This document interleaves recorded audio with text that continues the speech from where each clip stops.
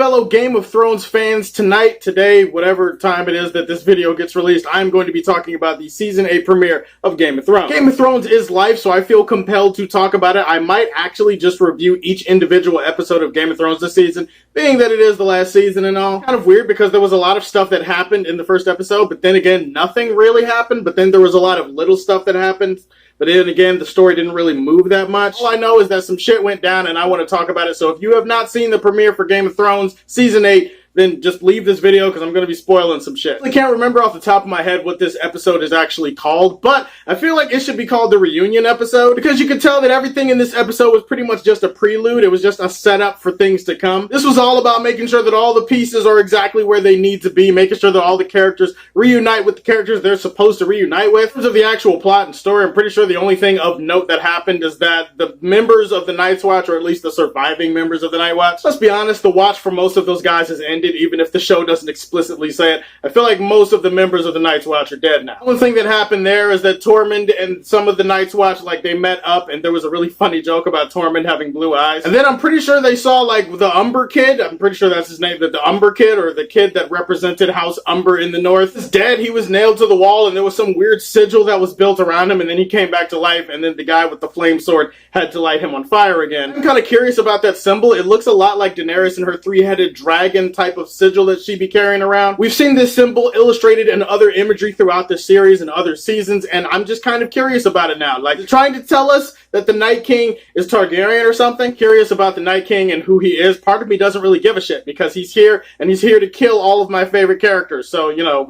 fuck that guy. I know that a lot of people are curious about the Night King and who he is, and I'm curious about these symbols and what they mean. So maybe you guys can get in the comment section and let me know what you think about that. Other than that, this episode was all about reunions. The one I was looking forward to the most is Arya and Jon, because let's face it, they've been through a lot of shit. It's basically been like 7 years or so since they've seen each other. Like, they're not the same little kids that they were back in season 1. Because Arya was a little kid and Jon was a little bit older, but still, they're not kids anymore. Like, they're both grown as fuck. Their reunion was very touching, very emotional, but also a perfect demonstration of how much these characters have changed. Also shows kind of the interesting dynamic and why I think that Jon is ultimately going to be forced to choose between his family and Daenerys by the time the season is over with. You can tell he disagrees with Sansa on a lot of shit, and then Arya's kind of like, well, I understand how you feel, I understand why you're doing this, but I'm kind of on Sansa's side because it's family, and I'm all about protecting the family. So it sets up an interesting dynamic right out of the gate because there's tension between Daenerys. She's the one who's proclaiming herself queen. She wants to rule over the 7 kingdoms. You know, Northerners are really not open to outsiders, especially a foreign dragon queen. I was a little bit disappointed that we didn't get an extended scene of Sansa and Dany, like, having words or having issues trying to talk their shit out. You could tell that there was a lot of tension when they sat down and they were addressing the rest of the North, because Sansa was like, hey, what do dragons eat? I didn't account for the budget. The budget is no. And then Dany just basically says, oh, well, you know, they're dragons. They eat anything.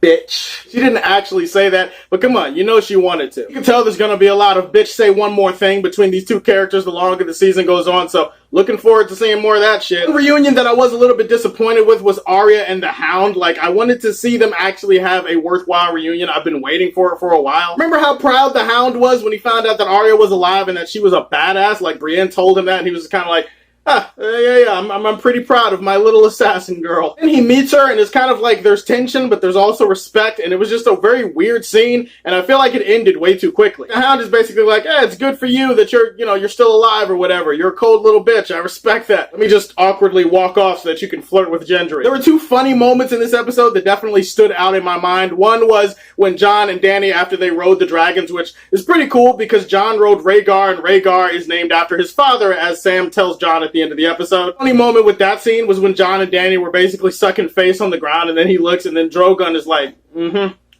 yep, I'm watching you. That's our mama, man. That's our mama.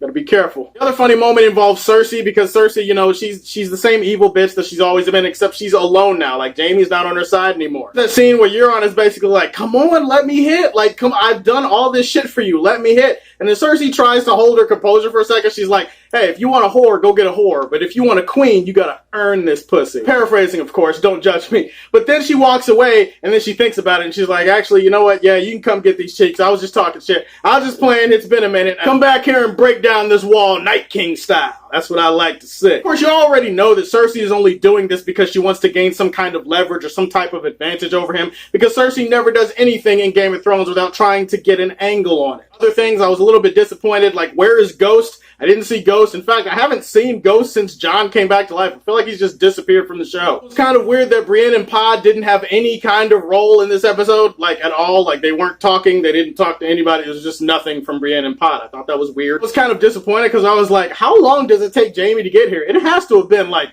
I don't know, a month or two or something like that. He's not at Winterfell yet. He gets to Winterfell at the end and no one really recognizes him, but then Bran, who has been telling us the entire episode, sitting out there in his wheelchair that, hey, I'm just waiting for a friend. The look on Jaime's face as he's looking at Bran, like the holy shit look on his face, it was just priceless, and it definitely was a great tease for next week. And not much actually happened in this episode. There were a bunch of little reunions. There was obviously the reunion between Tyrion and Sansa. That was pretty cool, although Sansa did point out that Tyrion might not be as clever as he was in the first few seasons of the show. Dude, you actually believe that Cersei's going to send her army to protect you? Dude, you don't know. I thought you knew Cersei. Outside of that, it was just a series of reunions. Some of them were good, some of them felt rushed, and the actual plot didn't really go anywhere, unless you want to call Cersei getting her cheeks clapped progress for the story. Either way, I'm really excited to see next week. It looks like Jaime's going to be in the thick of some shit. What is Jon going to do with this revelation now that he is the true king to the Iron Throne and that he's been banging his auntie this entire time? Those questions will be answered next week. We're all getting ready for the Battle of Winterfell. It's almost here, just 2 weeks away, I think. So tell me, what did you think about the episode? Put it in the comment section below. Please like and subscribe to the Superfan Show. And as always, if you like what you see, tell me how you feel and stay tuned to hear more from the Man of Steel.